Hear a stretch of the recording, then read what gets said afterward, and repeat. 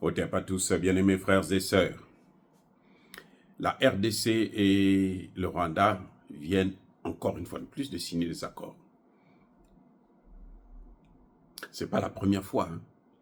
Le mois dernier, ils ont signé des accords. Oui, les deux ministres des Affaires étrangères du Rwanda et de la RDC, Madame Thérèse, Wagner. Alors, ils ont signé les accords, tout s'est bien passé. On ne rentre pas dans les détails, on va d'abord parler des accords. Hein. La forme, la première ministre congolaise, une semaine après, quelques jours plus tard, se rend en Belgique. Elle arrive en Belgique, lors d'une conférence de presse, elle se vante. Nous avons quand même signé des accords, maintenant on aura la paix.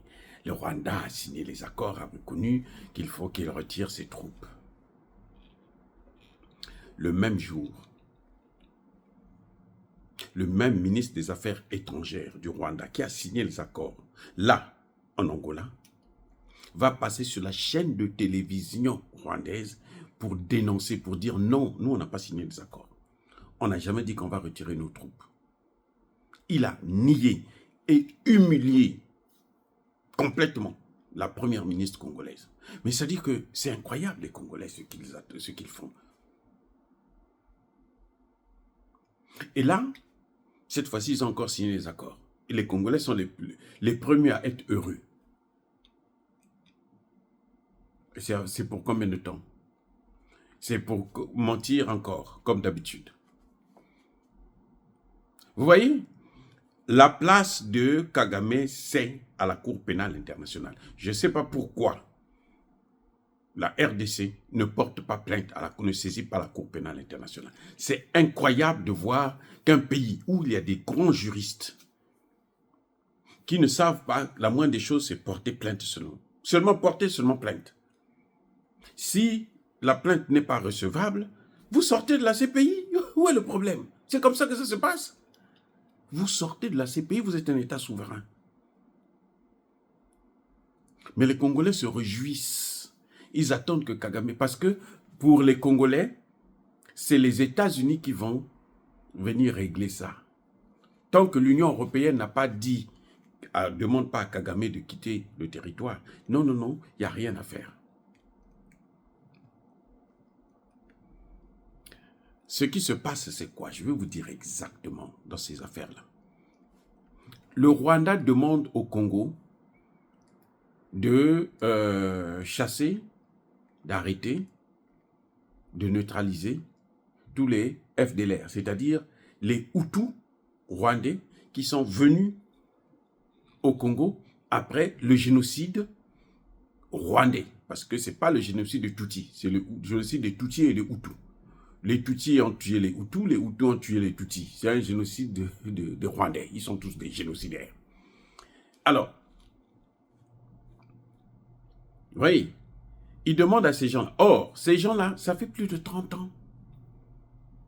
Imaginez-vous ceux qui avaient 40 ans, 50 ans. Aujourd'hui, vous croyez qu'ils peuvent être encore actifs ou aller faire des rébellions n'importe comment comme des cons? C'est pas possible, il n'y en a plus. Mais le Congo accepte quand même, oui, nous allons les faire partir. Mais quand on demande aux Congolais, où sont-ils? Vous les connaissez? Ils disent qu'ils ne connaissent pas, ils ne savent pas. Vous voyez le problème? C'est ça le problème. Et là, maintenant, on se retrouve encore dans une autre situation. Parce que les Congolais acceptent quelque chose qu'ils ne connaissent pas, qu'ils n'ont pas. Ils ne peuvent pas donner ça au Rwanda. Donc, si c'est sur cette base-là qu'ils vont faire des accords de paix, ça n'a aucun sens. Le Rwanda, actuellement, est acculé. Le Rwanda a de gros problèmes. Le Rwanda est en train de perdre beaucoup de ses ressortissants, beaucoup de ses soldats, jusqu'aux hauts gradés. Grâce à l'œuvre des Wazalendo. Même pas de l'armée congolaise, parce que l'armée congolaise, Tshisekedi dit que nous, Tshisekedi est devenu diplomate. Je ne sais pas quel diplôme de diplomatie il a eu. Hein. Moi, je n'en sais rien. Il y en a qui disent qu'il n'a même pas la licence. Mais il se passe pour un diplomate. Ce n'est pas parce qu'on est président qu'on est diplomate. Monsieur Tshisekedi, il faut comprendre ça. Être diplomate, là, ça ne veut pas dire qu'on a la connaissance, qu'on est le plus intelligent. Non. On peut être président sans être un diplomate. Ben oui. Vous croyez que Macron est un diplomate? Quand il humilie Tshisekedi tous les jours, là, c'est un diplomate, ça? Mais un diplomate qui a... Mais attendez, un diplomate, c'est d'abord celui qui s'occupe de son peuple, des intérêts de son peuple. Pas d'aller commettre des crimes par-ci, par-là. Donc le Congo ne peut pas compter sur la bonne foi de Kagame. Le Congo devrait équiper son armée, réformer son armée, balayer tous les généraux là. Trump a dit, il va venir, il va enlever tous les généraux là. C'est en train de trembler là aujourd'hui là. Ah oui. Au ministère de la Défense, là, ça est en train de trembler. Les généraux sont en train de se chercher actuellement un deuxième boulot. Parce qu'ils savent que Donald Trump va faire le nettoyage. En tout cas, ce qu'il a promis. Donc, Tshisekedi devait faire pareil. Tu arrives, tu trouves des généraux qui ne foutent absolument rien. Qui ne sont pas capables de gagner une guerre. Mais enlève-les, puis tu mets d'autres gens. Ou tu confies le boulot à des lieutenants, des capitaines et autres. Ils vont faire le travail. Traoré qui est en train de faire un travail, c'est l'un des meilleurs présidents de l'Afrique actuellement. Le président le plus aimé en Afrique, là, c'est Traoré. Il n'est que capitaine. Il n'est même pas colonel. Capitaine, même pas commandant. Capitaine. Bref, donc Kagame, en fait, ce qu'il est en train de faire, c'est la manipulation. Il est en train de... Parce qu'il sait que lui, il n'aura pas accès à Trump si la situation du Congo est dans cet état-là. Ce que vous voyez que Kagame est en train de faire, là, les accords qu'il signe, c'est juste pour avoir accès à Trump. Comme ça, il pourra chercher à le manipuler. Pas plus tard que hier, l'évêque du Rwanda dit que tout le Massissi, Rutshuru, parce que c'est là qu'ils ont déjà occupé ces deux parties, ces deux territoires. Et donc, ils disent que ça appartient au Rwanda. C'est la colonisation qui est venue changer ça. Ce qui est faux, vous le savez très bien. Tout le monde le sait. Donc, parce qu'eux, ils ont des militaires autour, ils veulent maintenant changer la géographie du Congo. Mais c'est quoi ça? Donc, le rôle, ce que Tshisekedi doit faire, à mon avis, ce que Tshisekedi doit faire, c'est équiper son armée, c'est former son armée, ou réformer son armée, et puis faire la guerre. C'est tout. Chasser par la force ces Rwandais qui sont sur leur sol. Et ce n'est qu'après maintenant qu'on pourra négocier pour mettre les choses en ordre. Parce que le Rwanda accepte tout le temps, et puis, après, il est le premier à violer. Ce que vous voyez là, le Rwanda ne veut pas arriver au 20 janvier dans cet état. Sinon, il ne pourra jamais rencontrer Trump. Ça, je peux vous le garantir. Il ne va pas rencontrer Trump s'il y a cette affaire-là. Donc, il est obligé de signer les accords juste pour le permettre de rentrer, avoir la confiance des nouvelles autorités américaines pour rentrer maintenant en contact avec Trump et puis maintenant chercher à, de l'intérieur, comment il faut encore baiser la gueule à Tshisekedi qui dort. Or, la meilleure position, c'est d'avancer militairement. Comme ça, quand Trump sera là, ben, on achève seulement le processus. On l'interdit maintenant de rentrer.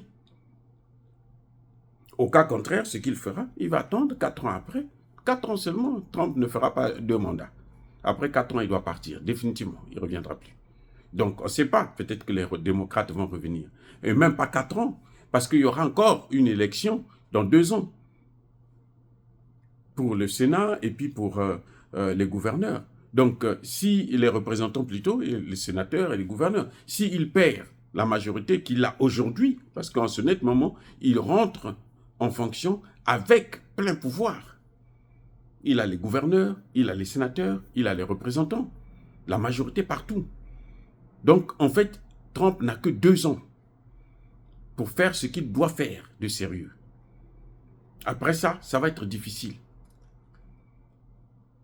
Donc, le Congo doit très rapidement continuer à avancer avec les Wazalendo, de telle sorte que quand ils arrivent au 20 janvier, le Congo a déjà récupéré une bonne partie. Et là, il suffira maintenant seulement de dire aux Rwandais, si vous mettez encore pied ici, là, nous, Américains, nous allons venir vous mener la guerre. Ou on vous met sous sanction. Mais entre-temps, si le Congo veut vraiment affaiblir Kagame, on voit l'exemple. Netanyahou est sous mandat d'arrêt. Pourquoi pas Kagame? Porter plainte. Mais on ne peut pas mettre Kagame sous mandat d'arrêt si le Congo ne se plaint pas. Ce ne sont pas les Occidentaux qui le soutiennent qui vont porter plainte. C'est au Congo de porter plainte. Donc le Congo doit faire sa part. Et puis vous allez voir que les choses vont avancer. Ça, ce serait la meilleure façon de l'affaiblir. Pendant que les Wazalendo sont en train de, et une partie de l'armée sont en train de les repousser, il faut l'affaiblir, l'emmener à la haie. Si on l'amène à la haie, s'il y a un mandat d'arrêt contre lui, déjà, il ne pourra plus se déplacer, aller en Europe, là où il va souvent faire corrompre les gens pour qu'on puisse lui donner de l'argent, il va arrêter ça. Et puis, on verra comment on va faire pour avoir le mettre à genoux. Mais si vous comptez seulement sur ces putains de négociations-là, ce n'est pas la première fois qu'ils font la négociation. Après, ils vont demander encore à ce qu'on puisse prendre ces M23 et ces Rwandais pour les introduire dans l'armée. Et c'est ça que Tshisekedi veut. Ça ne se fera plus. Que Tshisekedi sache une chose. Lui qui veut changer la Constitution, je suis d'accord qu'il change la Constitution, mais qu'il sache une chose. Si cette guerre n'est pas réglée, il n'aura pas un 3e mandat. C'est pas possible. S'il veut un 3e mandat, il ne l'aura pas. Parce que nous, on l'attend au niveau de cette guerre-là. Le président qui va changer cette guerre-là, c'est celui-là qui sera le vrai héros du Congo. Ce n'est pas ceux qui viennent, non, on va créer des emplois, l'école gratuite et autres. Non. Mais si l'école est gratuite et il n'y a pas la sécurité, les enfants vont aller à l'école comment? Ça n'a aucun sens. Allez les gars, soyez bénis, abondamment bénis par le Dieu des Kémites et par nos ancêtres angélisés, mais que tous ceux qui persécutent le continent africain, le pillent, le déstabilisent, qu'ils soient noirs, blancs, chinois, arabes, juifs, indiens, qui qu'ils soient punis, maudits, foudroyés, neutralisés, écrasés, effacés par le Dieu des Kémites et par nos ancêtres angélisés. Vive l'Afrique éternelle, j'ai dit et j'assume.